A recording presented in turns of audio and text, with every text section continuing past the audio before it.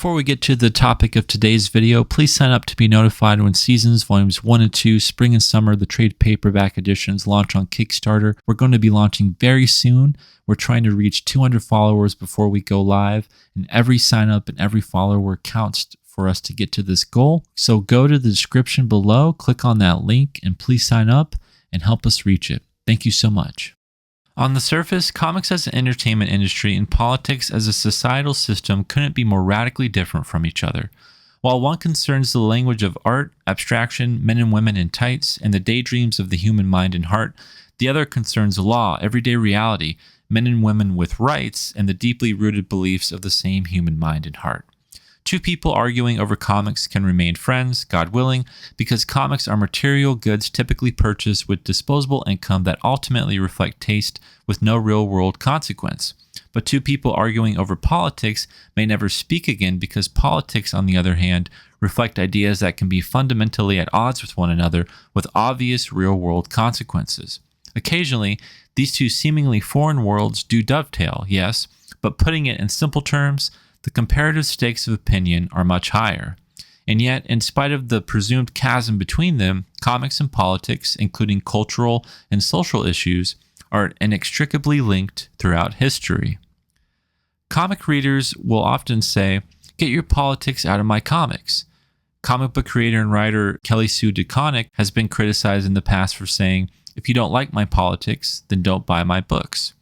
Group me in the minority of viewpoints on this, if you will, but I can see where both sides are coming from, so sorry to disappoint. As a reader, I don't want to be preached at, but as a writer, I don't want my voice to be shut out. So, is it possible to square this circle? I believe it is. What the "get your politics out of my comics" crowd 99% of the time actually means is get the politics I don't agree with out of my comics. Surely, if the politics within those comics didn't offend them, but rather validated their own outlooks, they'd be singing a more agreeable tune. I'd assume DeConnick in fact does want you to buy her books, just don't complain if her political conclusions don't line up with your own. I could be wrong and don't wish to speak for her, but the point she was making within its context is that politics has always been a part of the DNA of comics publishing. And she's correct. The fact that someone does not agree with her own politics doesn't mean she doesn't have the right to weave them into her own stories.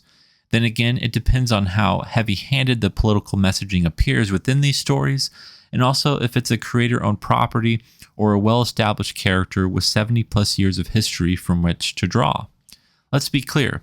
Superman or Spider-Man advocating for or against a controversial issue is far and away unlike an original character doing so. At the end of the day, stories should always come first, but to decry politics within the industry and try to remove them completely from comics is a fool's errand.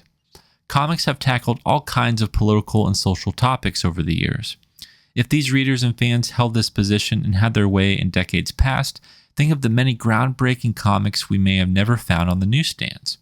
Watchmen, V for Vendetta, Alan Moore's Swamp Thing, Mouse, The Dark Knight Returns, Brian K. Vaughan's Ex Machina, Captain America Comics Issue 1, Amazing Spider-Man Issue 36, New Mutants Issue 45, Chris Claremont's X-Men run, Alpha Flight Issue 106, Incredible Hulk Issue 420, Zod Issue 33, Green Lantern/Green Arrow Issues 85 and 86, Iron Man Issue 128, X-Men God Loves, Man Kills, Superman Red Sun, Superman Birthright, Kingdom Come, Civil War, Squadron Supreme/Supreme Power, Steve Englehart's Captain America run, Daredevil Born Again, Black Panther, JSA The Golden Age, The Sheriff of Babylon, Animal Pound, and the list is only getting started. It would be an outright lie and revisionist history to claim these books had no deeper message or observation about the world we live in.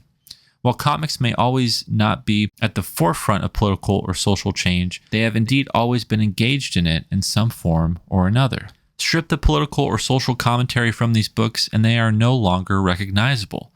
I almost can't believe there was a storyline when Captain America retired his mantle because of his disillusionment with the US government during the Nixon-Vietnam era. And the last time I checked, war comics was its own genre. Could you conceivably calculate the number of political cartoon strips that have existed? Me either. We can debate on whether social issues like racial or gender equality, the AIDS epidemic, drug addiction, alcoholism, or suicide qualify as political commentary, but most would agree they're closer in relation than not, as these calls for social change to cultural norms are directly linked to political policies or the lack thereof of the times. Everything is up for grabs in creative fields, including the field of comics. As the political divide within the United States of America continues to magnify, I've been reflecting on the role politics does have and can have in comics. Could it be the social media technology at our fingertips has made any political messages within comics and the discourse surrounding them intolerable? Is escapism without a trace of political commentary too much to ask these days because of how polarized the country has become? Are superheroes untouchable vessels for lasting change? I haven't been able to shake Stan Lee's insistence that Marvel Comics reflects the world outside your window and what that means in today's political and social climate. Being a comic book creator and writer myself, I continually ask, what am I allowed to say and how am I to say it? It's a principle of mine to not tell a reader what to think or how to think, but just to think. However they feel about the work or whatever they decide regarding its direct or indirect message, whether political, moral, spiritual, or philosophical, is not up to me. I'd be writing essays instead of stories if that were the case. My job as a writer is to observe, explore, discover, and wrestle with truth, beauty, and meaning through the power of story. I heard Kieran Gillen once say something to the effect of, "Through the multiplicity of perspective, there lies truth." To be honest, there are occasions that I don't even know that I've said anything of import with my stories. Nevertheless, this doesn't stop me from trying in the only effective way I know how, which is writing comics. This brings me to the latest upcoming release from Foxhole Comics, Man-Child Issue 3, perhaps, dare I say, my first political comic. While I wouldn't categorize it as such, there's a relevancy in its subject matter to today's current events that I felt was necessary and timely to address. It's strange how something written a handful of years ago can become a part of the conversation in the not-too-distant future. In this issue, we catch up with Rufus as he voluntarily runs his favorite local comic book store on new release day as a favor to the owner. Unbeknownst to him, there's a pride parade coming through, and one of his friends is marching in it. Tragically, this parade will be targeted by a gunman. This wasn't an easy decision. I questioned myself day and night if comics was the arena to tell this kind of story, if I was able to tell this story. But as much as it breaks my heart, this is the world outside our window in not only 2025, but the last 15 years in America. I believe comics can be anything, and every story, horrific or joyous, can be told through this wonderful medium. This unthinkable event depicted in Man-Child Issue 3 takes place literally outside Uncle Chester's comic shop's windows, as is the metaphorical intent. How can it be that a small island of optimism and escapism and heroism can be shattered by the realities of the human experience? This is the world we face as modern audiences, every single day. I'm only 28 years old and still learning about the person I hope to be, but for most of my life, mass shootings have predominantly invaded the conversations of my fellow Americans. I remember being 14 years old in 2011 and watching the Sandy Hook shooting unfold in Arizona. I remember in June 2016 turning on the news and watching the reports of the Pulse nightclub shooting in Florida. There have been over 300 mass shootings across the U.S. this year alone. It's an appalling fact that my generation has endured, and the generation that follows mine will most likely have to keep enduring if our nation keeps heading in the direction it's in. It makes me sick to my core. It must stop. And if my little comic can shed light on this darkness, that's all I can ask. If I can change the world in the smallest of places or open up a conversation with only one or two people, I can rest easy. In this way, I found what role politics can play in the comic book industry. I'm grateful to be able to say my piece. Man-Child Issue 3 is first and foremost a story about heroism, but it's not only about that. In addition, it's about transforming our characters' ignorance into enlightenment, apathy into action, and even the rising odors of bigotry into the blooming origins of advocacy. It's an exercise in believing people can change. I pray it comes through on the page. This image here is what the world needs. A big hug to stop the bleeding.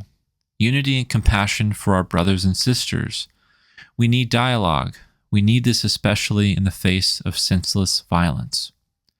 I'll refrain from hugging the soapbox. Instead, I'll leave that to one of my heroes and the chief inspiration behind Man-Child, Stan the Man Lee. This is from Stan's Soapbox in 1968. Let's lay it right on the line. Bigotry and racism are among the deadliest social ills plaguing the world today.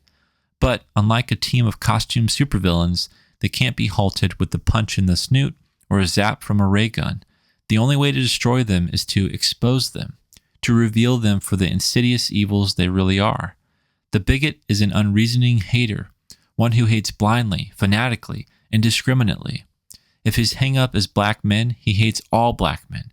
If a redhead once offended him, he hates all redheads. If some foreigner beat him to a job, he's down on all foreigners. He hates people he's never seen, people he's never known, with equal intensity, with equal venom. Now, we're not trying to say it's unreasonable for one human being to bug another, but although anyone has the right to dislike another individual, it's totally irrational, patently insane to condemn an entire race, to despise an entire nation, to vilify an entire religion. Sooner or later, we must learn to judge each other on our own merits. Sooner or later, if man is to ever be worthy of his destiny, we must fill our hearts with tolerance. For then, and only then, will we be truly worthy of the concept that man was created in the image of God, a God who calls us all his children. So tell me, what have we learned since then? Stay safe out there and hold your loved ones ever closer.